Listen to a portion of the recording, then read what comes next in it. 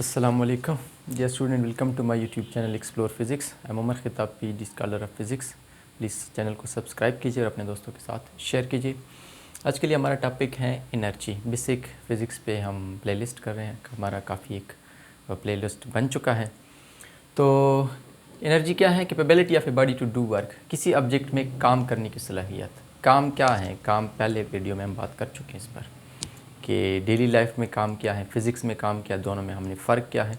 तो चाहे आप फ़िज़िक्स वाला काम कर रहे हैं या डेली लाइफ वाला काम कर रहे हैं, जो भी आप कर रहे हैं आपको एनर्जी की ज़रूरत है. फॉर एग्ज़ाम्पल आप दौड़ रहे हैं तो उसको आपकी एनर्जी की, आप खेल रहे हैं, आप खा रहे हैं, पी रहे हैं, आप सो रहे हैं, आप पढ़ रहे हैं, जो भी आप काम करते हैं आपको एनर्जी की ज़रूरत है. एनर्जी क्या है? डिफरेंट टाइप्स में एनर्जी आती है, डिफरेंट टाइप्स में होती है एनर्जी.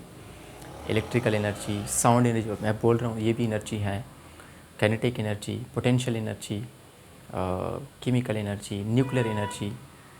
तो हम ज़्यादातर फोकस करेंगे काइनेटिक एंड पोटेंशियल. तो काइनेटिक क्या है?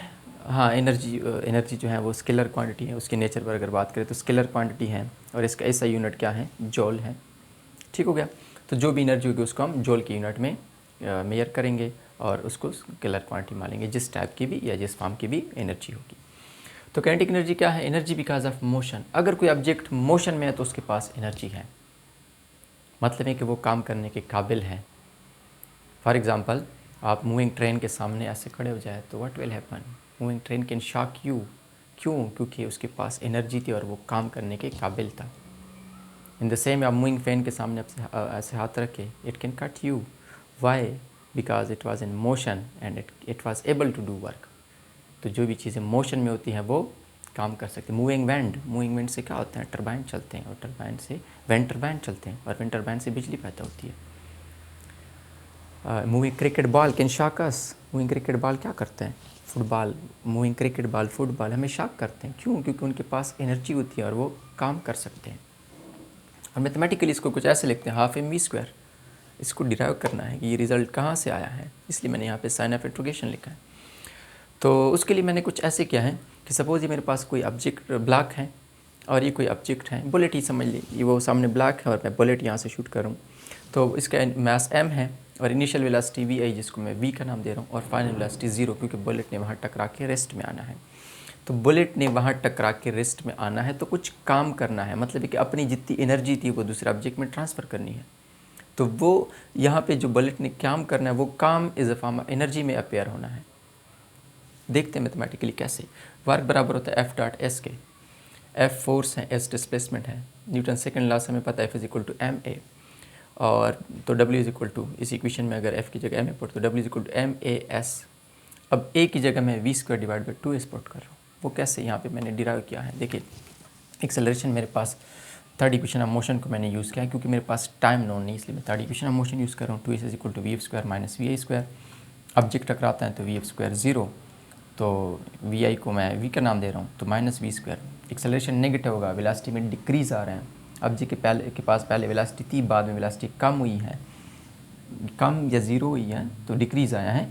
तो वेलोसिटी में जब डिक्रीज़ आया तो नेगेटिव एक्सेलरेशन, इसलिए 2 minus A into S which is equal to minus V square. Minus और माइनस कैंसल, दोनों साइड को मैंने 2s से डिवाइड किया तो a is equal to V square divided by 2s.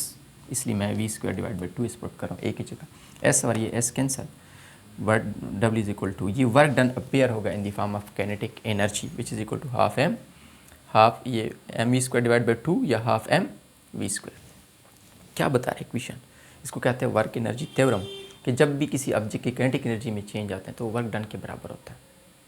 आप एग्जांपल से समझ सकते हैं. फॉर एग्जांपल क्रिकेट बॉल है, वो रेस्ट में है, आप क्या करते हैं? उस पर कुछ वर्क डन करते हैं तो उसकी एनर्जी में चेंज आता है. तो जितना उसकी एनर्जी में चेंज आया वो जितना आपने वर्क डन किया उसके बराबर है. इस प्रिंसिपल को क्या नाम देते हैं? Work energy theorem. तो इसी के साथ डिस्कस कर लेते हैं पोटेंशियल एनर्जी कि वो क्या है. तो dear student, potential energy, energy because of position. किसी ऑब्जेक्ट के हालत को आप बदलते हैं, पोजीशन को आप बदलते हैं तो उसमें एनर्जी स्टोर होती है. कैसे? फॉर एग्जांपल मेरे पास एक स्प्रिंग है, मैं अगर स्प्रिंग पर ऐसे फोर्स लगाता हूँ, एक्सटेंड करता हूँ, तो मैं कुछ वर्क डन कर रहा हूँ और वो वर्क डन अपेयर हो रहा है in the form of potential energy, specifically elastic potential energy. In the same way मैं ऐसे कंप्रेस करता हूँ तो मैं कुछ वर्क डन कर रहा हूँ, वो वर्क डन अपेयर होता है in the form of potential energy और more specifically elastic potential energy. बंदूक में हम क्या करते हैं, जब बोल्ट करते हैं तो स्प्रिंग कंप्रेस करते हैं ना, कुछ वर्क डन करते हैं और वो अपने अंदर एनर्जी स्टोर करता है। फिर जब वो गोली को हिट करते हैं तो सारी की सारी एनर्जी गोली को ट्रांसफ़र करता है और उससे क्या नहीं हो सकता। इन द सेम वे बो कमान, पुराने ज़माने में कमान तीरों से लोग जंगे लड़ते थे। करते क्या आप, एक आपके पास एक प्लास्टिक या रबर है और आप उसकी पोजीशन को ऐसे बदलते हैं, कुछ फोर्स लगाते हैं तो आप कुछ काम कर रहे हैं, वो काम उसमें स्टोर हो रहा है in the form of potential energy, elastic potential energy. जब आप ये वाला फोर्स हटाते हैं तो आप उस एनर्जी ट्रांसफ़र कर रहे हैं और वो कोई क्या नहीं कर सकता। तो इन द सेम वे ज़मीन चीज़ों को अपनी तरफ अट्रैक्ट कर रहा है, लेकिन अगर आप ज़मीन से किसी ऑब्जेक्ट को दूर लेके जा रहे हैं तो आप कुछ काम कर रहे हैं और वो काम ऑब्जेक्ट में स्टोर हो रहा है in the form of potential energy. और in the same for example ये अर्थ है और ये एप्पल है, एप्पल को आप ज़मीन से दूर लेके जा रहे हैं तो आप कुछ काम कर रहे हैं और पोटेंशियल एनर्जी इसमें स्टोर कर रहे हैं। जब ये एप्पल वहाँ से गिरेगा तो एप्पल काम कर सकेगा। वजह क्या है, क्योंकि उसके अंदर एनर्जी थी, स्टोर एनर्जी थी, पोजीशन की वजह से उसने एनर्जी स्टोर की थी और उस एनर्जी को हम नाम देते हैं ग्रेविटेशनल पोटेंशियल एनर्जी। तो मैथमेटिकली हम कैसे लिख सकते हैं इन चीज़ों को, हम सिर्फ इसको लिख लेते हैं, ये भी हम लिख सकते हैं मैथमेटिकली, लेकिन बेसिक लेवल पे हम प्ले लिस्ट कर रहे हैं तो इसके लिए ये लिख लेते हैं। तो एप्पल पर मैंने कुछ फोर्स लगाया और एप्पल ने डिस्प्लेसमेंट कवर किया, तो फोर्स और डिस्प्लेसमेंट जब कवर तो उसको हम वर्क डन कहते हैं। तो W = F.S और ये फोर्स वेट के बराबर है, जितना वेट है ऑब्जेक्ट का उतना ही मैंने फोर्स लगाया है। मैं इसको यूनिफॉर्मली ऊपर लेके जा रहा हूँ, ठीक है। यूनिफॉर्म इलास्टिक मतलब है कि नेट फोर्स उस पर 0 है, तो जितना फोर्स मैं लगा रहा हूँ उतना वेट है, ठीक है।